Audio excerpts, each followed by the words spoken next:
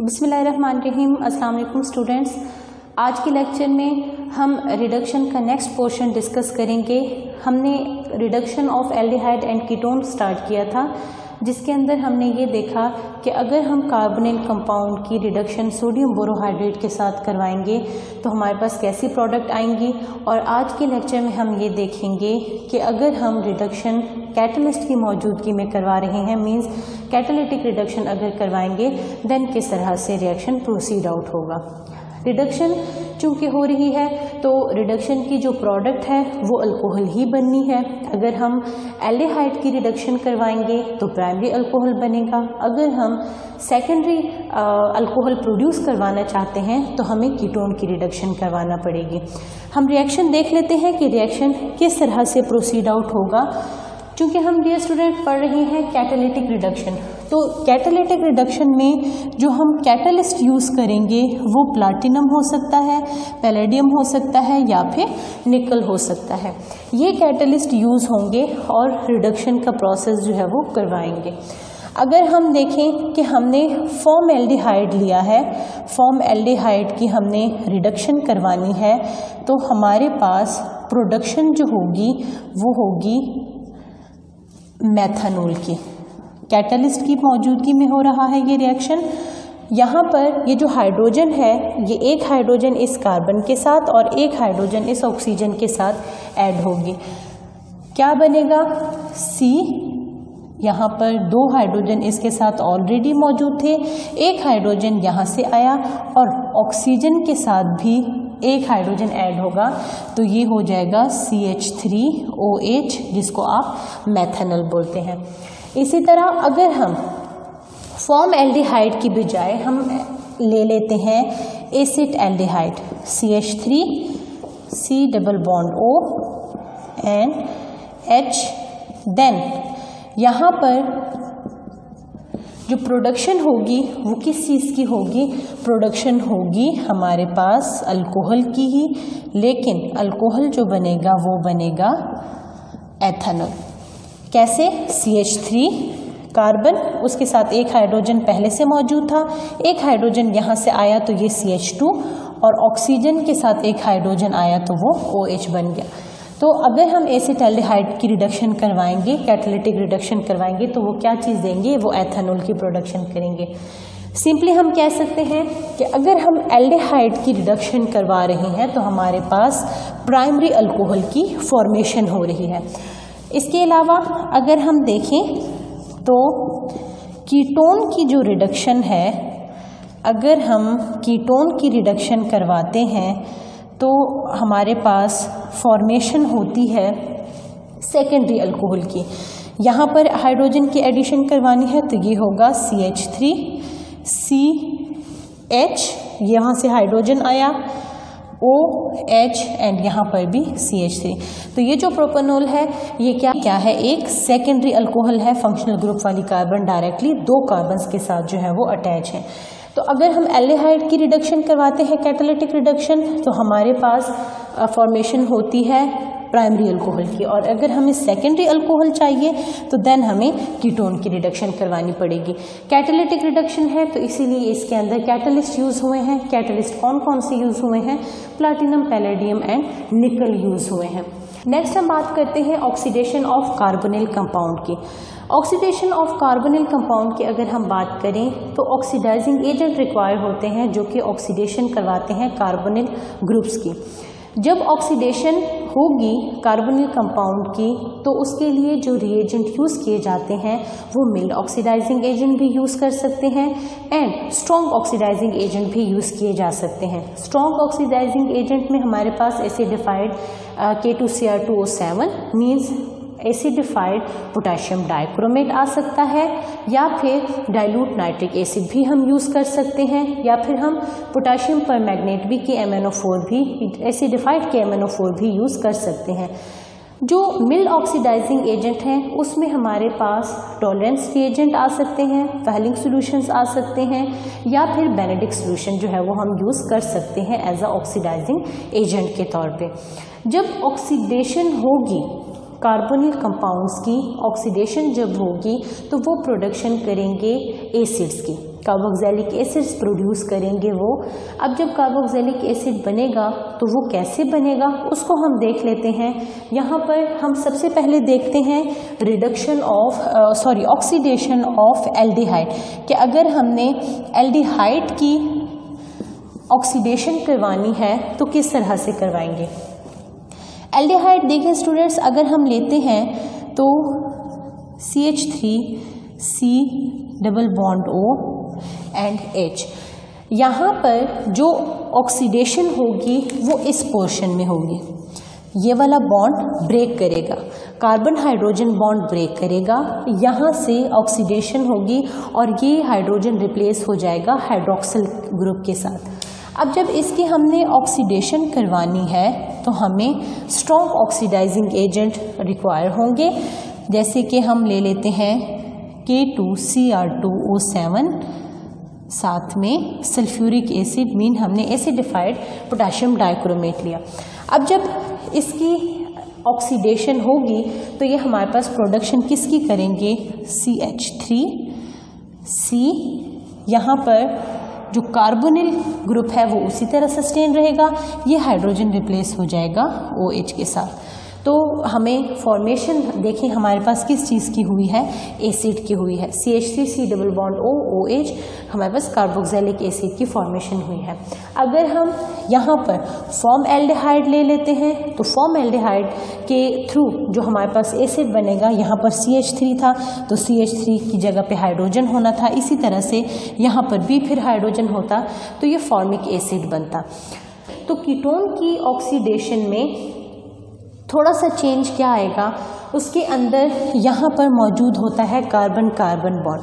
तो जब हम कीटोन को देखते हैं, कीटोन्स की ऑक्सीडेशन को देखते हैं, तो उसमें चूंकि कार्बन कार्बन बॉन्ड यहाँ पर मौजूद होता है तो उसके लिए हम मिल्ड ऑक्सीडाइजिंग एजेंट यूज़ नहीं करते।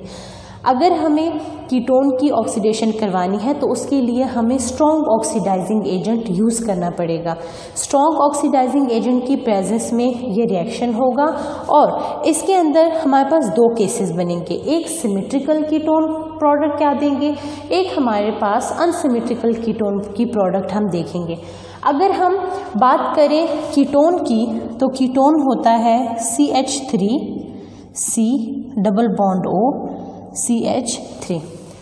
इसके अंदर आप देखें, अब यहाँ पर हमने लिया है एक सिमेट्रिकल कीटोन। इस सिमेट्रिकल कीटोन में अगर आप देखें तो हमारे पास या तो यहाँ से बॉन्ड टूटेगा या फिर यहाँ से बॉन्ड टूटेगा। जब भी हम सिमेट्रिकल कीटोन की ऑक्सीडेशन करवाएंगे, उस ऑक्सीडेशन में हमारे पास मिक्सचर ऑफ प्रोडक्ट बनेगी, दो तरह की प्रोडक्ट बनेंगी, दोनों एसिड होंगे, लेकिन उसके अंदर जो हमारे पास एसिड प्रोड्यूस होंगे वो दोनों एक दूसरे से डिफरेंट होंगे। किस तरह से, ये देखें स्टूडेंट, अगर हम यहाँ पर इसकी करवा देते हैं ऑक्सीडेशन, ऑक्सीडाइजिंग एजेंट की प्रेजेंस में हम करवाएंगे K2Cr2O7 और साथ में सल्फ्यूरिक एसिड H2SO4 चाहिए। अब यहाँ पर आपने यहाँ से इस बॉन्ड को ब्रेक करवा देना है, इस बॉन्ड को ब्रेक करवाएंगे CH3C डबल बॉन्ड O। यहाँ पर दूसरी तरफ ये CH3 मौजूद है, इसमें से आपने दो हाइड्रोजन निकाल लेने हैं। जो दो हाइड्रोजन होंगे वो यहाँ से इस ऑक्सीजन के साथ, यहाँ पर 3 ऑक्सीजन हम लिख लेते हैं, 2 ऑक्सीजन लेके वो हाइड्रोजन 2 OH प्रोड्यूस करवा देंगे। इन 2 OH में से एक जो OH है वो इसके साथ अटैच हो जाएगा, ये एक एसिड बना, एसिटिक एसिड बना। उसके साथ जो दूसरा OH है वो इस कार्बन के साथ अटैच हो जाएगा और इस कार्बन के साथ यहाँ से एक और ऑक्सीजन डबल बॉन्ड की फॉर्मेशन कर देगी। तो यहाँ पर ये क्या बना देंगे, ये फॉर्मिक एसिड बना देंगे। तो अगर हम सिमेट्रिकल कीटोन क्या होती है, जिसमें कार्बोनिल कार्बन के दोनों तरफ सेम अल्काइल ग्रुप मौजूद हों।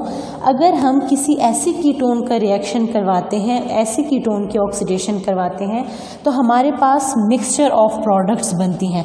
इसमें देखें, एक हमारे पास बना एसिटिक एसिड और एक हमारे पास बना फॉर्मिक एसिड। लेकिन अगर हम अब यहाँ पर सिमेट्रिकल की बजाय अनसिमेट्रिकल कीटोन लेते हैं, देन क्या होगा? अगर हम अनसिमेट्रिकल कीटोन लेंगे तो अनसिमेट्रिकल कीटोन में हम CH3 C double bond O CH2 CH3। अब इसके अंदर देखें, यहाँ पर सिमेट्री मौजूद नहीं है। ये एक R ग्रुप और एक ये R ग्रुप, दोनों R ग्रुप एक दूसरे से डिफरेंट हैं। कार्बोनिल जो कार्बन है उस ग्रुप के दोनों साइड पे जो R ग्रुप मौजूद हैं वो डिफरेंट हैं। इस वजह से हम कह सकते हैं कि ये अनसिमेट्रिकल कीटोन है। इसके अंदर क्या होगा कि जब ब्रेकेज होगी तो ब्रेकेज हमेशा वहाँ से होगी जहाँ से कार्बन के साथ हाइड्रोजन कम होंगे, वहाँ से ब्रेकेज होगी। इसका मतलब सिमेट्रिकल कीटोन में जब ऑक्सीडेशन हमने करवानी है तो उसमें जो वो वाला कार्बन जिसके पास हाइड्रोजन कम होंगे वो ऑक्सीडाइज होगा, और इसके साथ साथ जो कार्बोनिल ग्रुप है वो स्मॉलर अल्काइल के ग्रुप के साथ अटैच होगा। कैसे अटैच होगा? देखिए, ये जो R ग्रुप है, इस R ग्रुप में एक कार्बन है, इस R ग्रुप में आप देखें 2 कार्बन है। हम जब इसको यहाँ से ब्रेक करेंगे तो ये जब ब्रेक होगा तो इसको आप देखें, ये CH3 C double bond O और दूसरा पोर्शन क्या बना? CH2 CH3।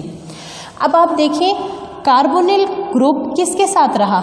उस अल्काइल ग्रुप के साथ जो कि स्मॉलर था, और जो लार्जर था उसके साथ कार्बोनिल ग्रुप नहीं अटैच।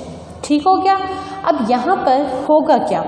इसके अंदर सेम इस कार्बन के साथ एक हाइड्रोक्सिल ग्रुप आके अटैच होगा। ये जो CH2 है, इस CH2 के ये दोनों हाइड्रोजन यहाँ से रिमूव हो जाएंगे और दोनों क्या बना देंगे? OH बना देंगे। उस OH में एक OH यहाँ पर अटैच हो जाएगा। ये जब यहाँ पर अटैच होगा, CH3 C double bond O and OH, यहाँ पर यहाँ से एक OH अटैच होगा और एक और ऑक्सीजन इस कार्बन के साथ डबल बॉन्ड बना देगी, कार्बोनिल ग्रुप की फॉर्मेशन कर देगी।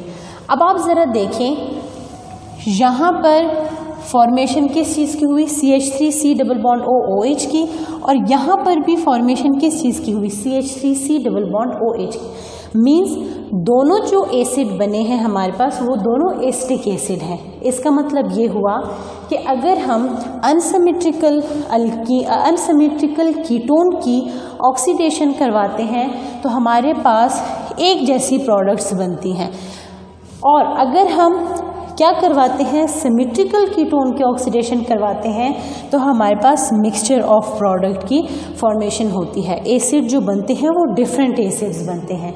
और दूसरी जो बात आप लोगों ने याद रखनी है वो ये याद रखनी है कि अनसिमेट्रिकल कीटोन में हमेशा आपने बॉन्ड वहाँ से ब्रेक करवाना है, उस ग्रुप को आपने ऑक्सीडाइज करवाना है जो कि लार्जर जो है वो अल्काइल ग्रुप होगा, या फिर वो कार्बोनिल कार्बन के साथ बॉन्ड को ब्रेक करेगी जिसके पास कम हाइड्रोजन मौजूद होंगे। जैसे यहाँ पर 3 हाइड्रोजन इसके साथ अटैच थे, इस कार्बन के साथ जस्ट 2 हाइड्रोजन अटैच हैं, तो यहाँ से इसके साथ बॉन्ड जो है वो ब्रेक होगा। आप कह सकते हैं कि कीटोन में जो ऑक्सीडेशन होती है वो होती है एडजेसेंट जो कार्बन होता है कार्बोनिल ग्रुप के साथ, उसकी ऑक्सीडेशन बेसिकली